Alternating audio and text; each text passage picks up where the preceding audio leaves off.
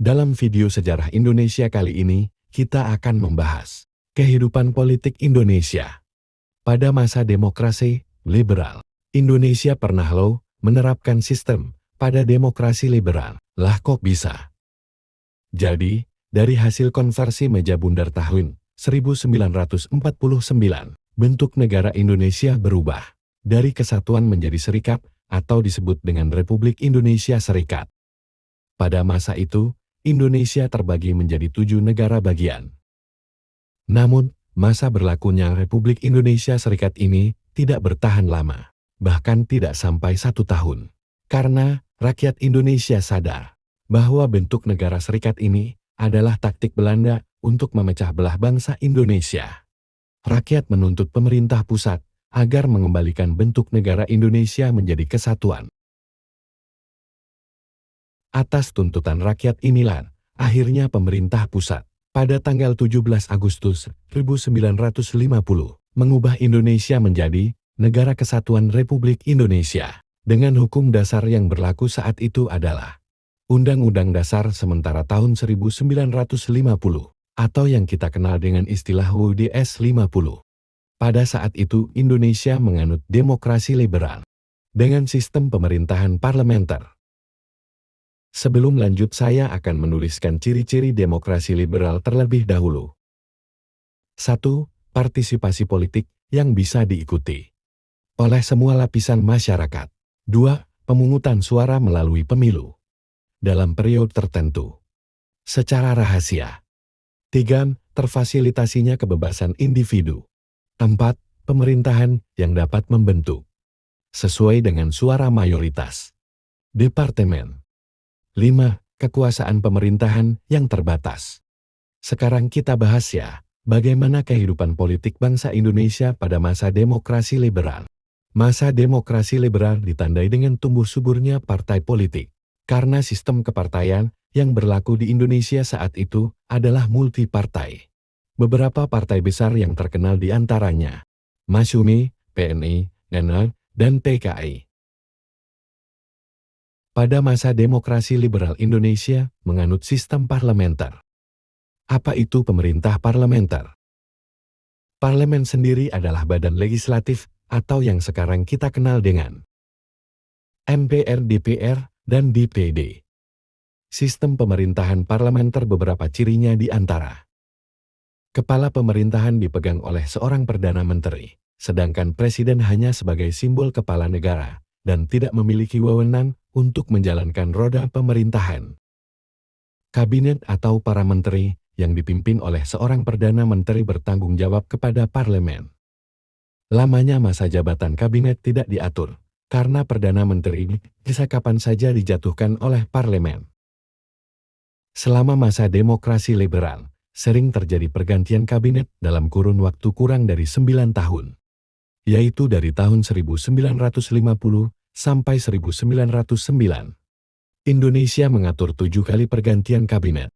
Nah, kita bahas satu persatu ya.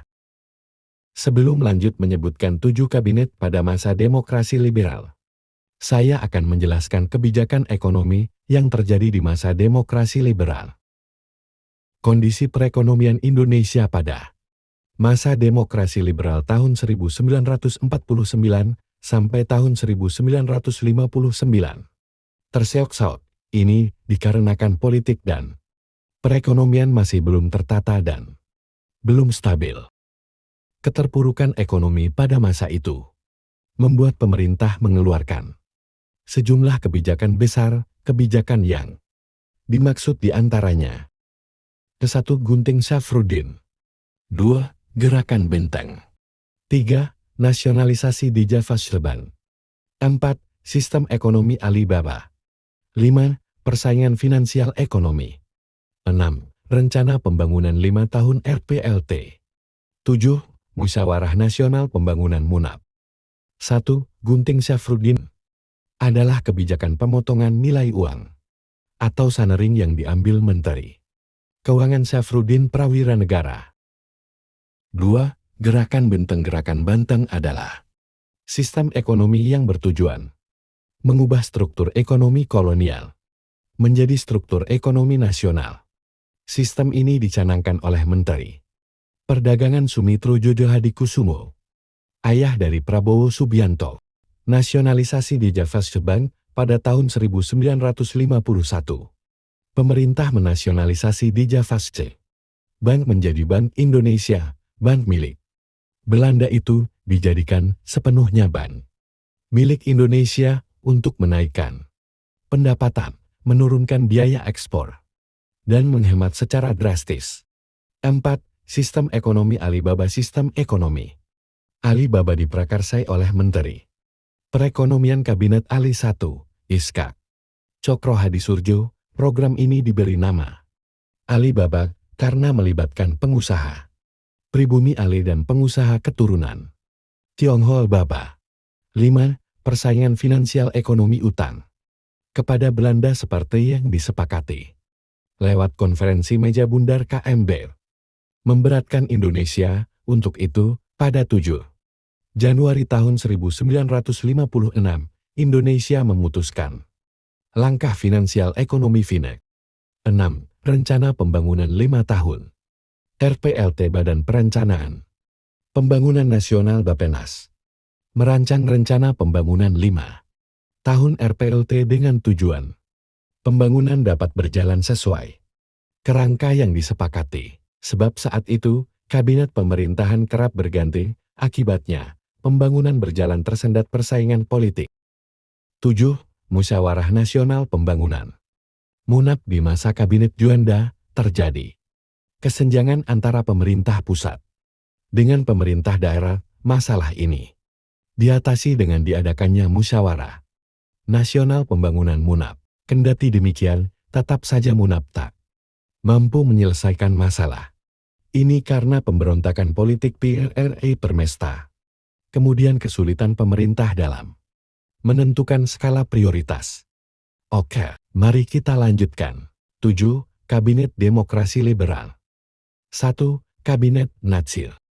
Masa jabatannya dimulai pada tanggal 6 September 1950 sampai pada 20 Maret tahun 1951. Kabinet ini hanya bertahan 6 bulan saja.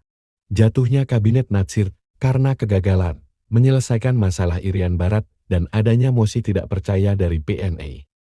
Tapi di balik itu sebetulnya ada program kerja Kabinet Natsir yang patut kita banggakan, yaitu pada masa ini Indonesia berhasil menjadi anggota Perserikatan Bangsa-Bangsa. 2. Kabinet Sukirman yang mengawali masa jabatannya pada tanggal 27 April 1951 sampai 3 April 1952. Pada masa Kabinet Sukiman, banyak sekali terjadi masalah politik. Masalah yang membuat kabinet ini dijatuhkan adalah penandatanganan kerjasama Menteri Luar Negeri Ahmad Subarjo dengan Duta Besar Amerika. Perjanjian tersebut berisi tentang bantuan ekonomi dan militer dari Amerika Serikat untuk Indonesia. Kerjasama tersebut dinilai sangat bertentangan dengan politik luar negeri yang dianut Indonesia. Kabinet Sukiman dituduh membela Blok Barat, yang saat itu sedang ada perang dingin dengan Blok Timur. Akhirnya Parlemen pun menggugat dan menjatuhkan Kabinet Sukiman. 3. Kabinet Wilopo, yang memulai masa jabatannya pada tanggal 33 April 1952 sampai 30 Juli 1903. Kabinet ini berhasil bertahan selama 15 bulan, lebih lama dari kabinet-kabinet sebelumnya. Karena kabinet ini merupakan koalisi partai PNI dan Masyumi. Selain itu dalam kabinet ini juga dibentuk sebuah kabinet rakyat, yang menteri-menterinya berasal dari kalangan ahli. Sayangnya pada masa kabinet Wilopo, terjadi krisis ekonomi, karena adanya ekspor dan impor yang tidak terkendali, serta munculnya berbagai gerakan separatisme yang mengganggu stabilitas pemerintahan, di mana pemerintah menyerahkan kembali tanah Deli Plantos dan mengerahkan polisi untuk mengusir petani yang menggarap tanah tersebut, dan 5 petani tewas pada peristiwa tersebut. Hal ini tentunya memicu kelompok Serikat Tani Indonesia melakukan mosi. Mosi tersebut diterima oleh parlemen, dan masa jabatan Kabinet Wilopo pun berakhir. 4. Kabinet Ali Sastrowijoyo ke-1. Masa jabatannya dimulai pada tanggal 1 Agustus sampai 24 Juli 1955.